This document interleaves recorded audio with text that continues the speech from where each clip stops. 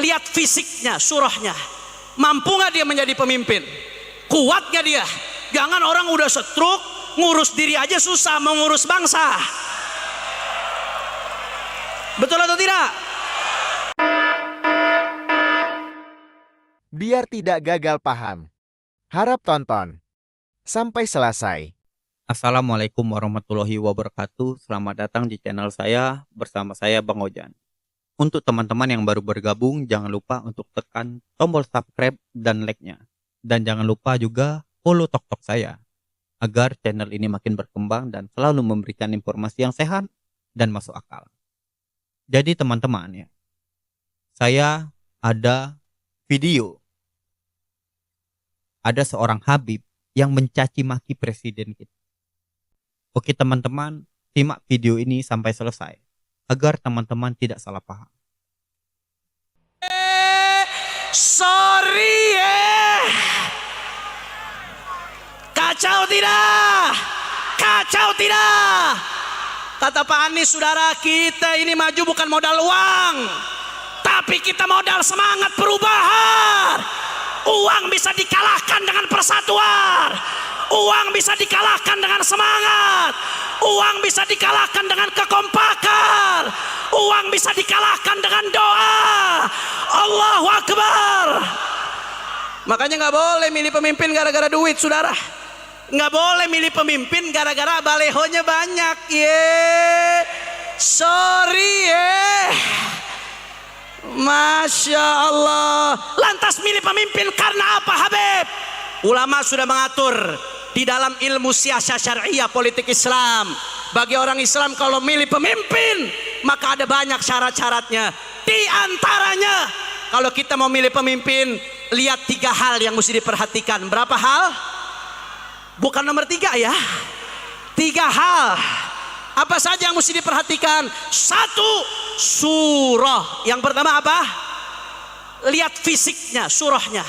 Mampu nggak dia menjadi pemimpin? Kuat nggak dia? Jangan orang udah stroke, ngurus diri aja susah, mau ngurus bangsa. Betul atau tidak? Saya nggak nyindir siapapun, itu syarat dalam syariat. Makanya di dalam Islam nggak boleh orang yang nggak bisa ngelihat jadi pemimpin, nggak boleh orang yang nggak bisa dengar jadi pemimpin, nggak boleh orang yang nggak bisa bergerak mau jadi pemimpin, nggak boleh, saudara. Kenapa? Ngurus diri sendiri aja nggak bisa, apalagi ngurus rakyat. Betul. Yang kedua yang mesti dilihat sariroh. Yang kedua apa? Apa itu sariroh? Kepribadian. Lihat kepribadiannya. Yang pertama, bagaimana keimanannya kepada Allah. Yang kedua, bagaimana ketakwaannya.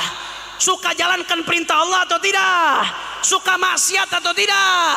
Orang yang nggak sholat, nggak jalankan perintah Allah, Allah saja dikhianati penciptanya, apalagi rakyat, saudara. Betul atau tidak? Yang ketiga, saudara, sirah. Kalau milih pemimpin, yang ketiga dilihat apa? Sirah. Apa itu sirah? Sirah artinya track record.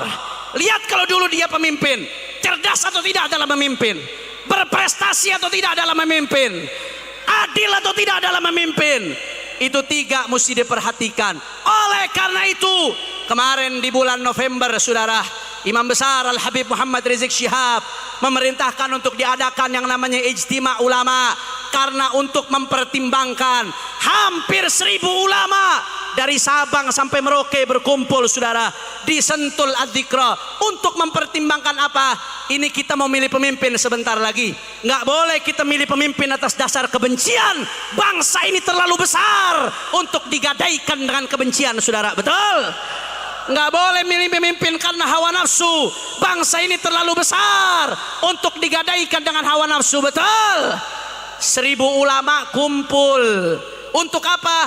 Untuk mempertimbangkan di antara calon 1, 2, 3 yang paling baik yang mana? Yang paling memenuhi kriteria yang mana? Yang paling besar maslahatnya buat umat yang mana? Dan gak sampai di situ, saudara. Saya dengar Pak Anies dalam salah satu dialognya mengatakan, kalau yang dulu kuno, waktu zaman kuno, zaman purba. Ya, begitulah kilas balik hinaan terhadap Pak Prabowo oleh Habib Hanif. Kenapa? Kenapa saya mengeluarkan video ini? saya cuman mengingatkan pada teman-teman. Ya, sekarang ini mereka lagi menjilat Pak Prabowo. Kenapa? Ya mereka tahu kalau sekarang yang presiden itu Pak Prabowo. Kalau mereka bermusuhan terhadap Pak Prabowo, jalan mereka akan terhambat. Misi mereka akan tidak jalan. Makanya sekarang mereka itu menjilat Pak Prabowo. Mereka akan mendukung apa saja yang dilakukan oleh Pak Prabowo. Lihat kemarin, mereka mendukung kebijakan Pak Prabowo. Mereka mendukung penangkapan korupsi. Mereka sekarang fokus ke dunia politik. Jadi seolah-olah mereka itu ada di tengah-tengahnya pemerintah. Mereka itu ada di belakangnya pemerintah, mendorong pemerintah. Apa tujuan mereka? Tujuan mereka adalah menarik simpati dari masyarakat, dari rakyat. Dulu mereka apa? Kerjaan mereka menceritakan kisah-kisah leluhur mereka, menceritakan khurafat-khurafat mereka. Nah, sekarang mereka berperan sebagai orang yang mendukung pemerintah. Dan mereka sangat mendukung pemerintah untuk memberantas korupsi. Kita sudah tahu, bangsa kita, negara kita, musuh terbesarnya adalah korupsi. Makanya mereka memanfaatkan momen itu. Makanya mereka memanfaatkan posisi itu. Mereka memposisikan, mereka akan memberantas atau mendukung orang-orang yang memberantas korupsi, terutama pemerintah. Jadi teman-teman hati-hati. Strategi mereka sekarang sudah berubah. Mereka berperan ya, memerangi kejahatan yang ada di Nusantara. Apalagi yang namanya korupsi. Mereka pasti sangat melawan. Pasti mereka sangat menggebu-gebu kalau membahas korupsi. Karena itu senjata mereka. Untuk menarik simpati-simpati dari rakyat. Karena apa? Karena cara-cara mereka kemarin sudah dibongkar semua oleh ulama-ulama kita. Apalagi cerita-cerita khurafat mereka. Dan sekarang mereka memerangi yang namanya kejahatan dan memerangi yang namanya bentuk korupsi. Hati-hati. Dan untuk Pak Prabowo, Bapak harus hati-hati juga. Mereka ini penjilat, Pak. Mereka sudah mengadu domba masyarakat. Mereka sudah memprovokasi masyarakat. Ingat apa yang mereka hinakan terhadap Bapak. Bapak dibilang kakinya pincang. Bapak dibilang maaf ya, duda yang tidak bisa mengurus keluarga. Mereka itu selalu menyerang pribadi Bapak, bukan menyerang kebijakan Bapak. Bapak sudah tahu kan bagaimana mereka bermain politik. Karena Bapak sama mereka dulu baik. Pasti Bapak tahu.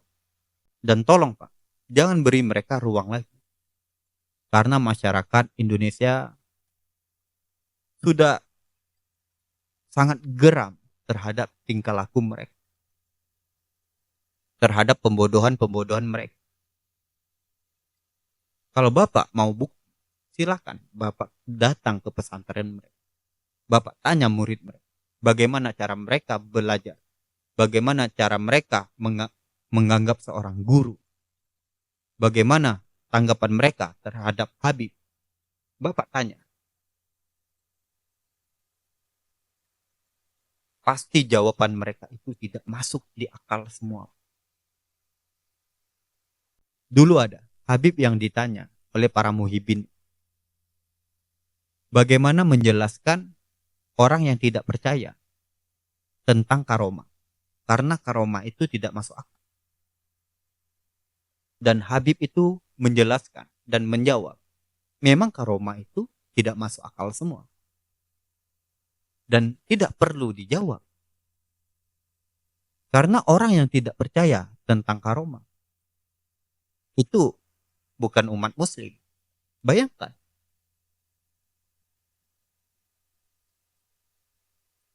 Kejadian yang tidak masuk akal.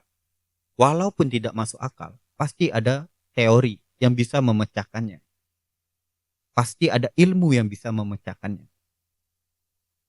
Bagaimana itu hadir, bagaimana itu pergi, bagaimana itu datang, bagaimana itu pergi. Jadi Pak, ya, ini pesan untuk saya, untuk Pak Prabowo.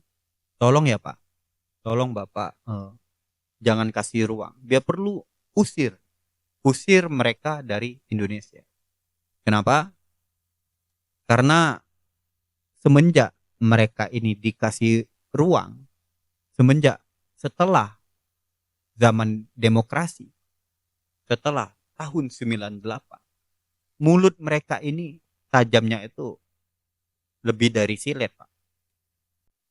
Mungkin kalau di zaman Pak Soeharto, mungkin tidak ada sisa mereka. Mereka ini keluarnya setelah Pak Soeharto tidak lagi menjabat sebagai presiden. Setelah Orde Baru runtuh, digantikan menjadi demokrasi. Dari semenjak itulah para Habib-Habib ini keluar dari permukaan. Dan unjuk gigi, mereka mengaku cucu Nabi ke sana ke sini. Sampai Gus Dur mereka pun hina. Mereka pun caci maki. Dan Gus Dur pernah bilang, kalau mau Indonesia ini aman, tangkap Habib Rizik. Bayangin, Gus Dur yang bilang seperti itu. Jadi memang mereka ini adalah pengacau. Mereka ini adalah pembuat onar. Mereka ini adalah penggaduh bagi bangsa negara ini. Dan saya mohon kepada pemerintah, tolong pulangkan mereka. Agar Indonesia ini menjadi negara yang semestinya. Yang toleransi, yang ramah tamah. Bukan yang jadi provokasi. Bukan yang enggak yang toleransi. Bukan yang sering melakukan persekusi. Tolong Pak Presiden, Pak Prabowo Subianto, tolong usir mereka. Jangan sampai mereka diberi ruang lagi. Karena mereka kalau diberi ruang, mereka akan bertingkah dan berulah lagi. Dan yang ruginya siapa? Yang ruginya adalah rakyatmu sendiri. Oke teman-teman, mungkin sampai di sini saja pembahasan hari ini. Semoga hari-hari kita selalu dilindungi dan diberkahi oleh Sang Maha Pencipta, yaitu Allah Subhanahu wa taala. Assalamualaikum warahmatullahi wabarakatuh.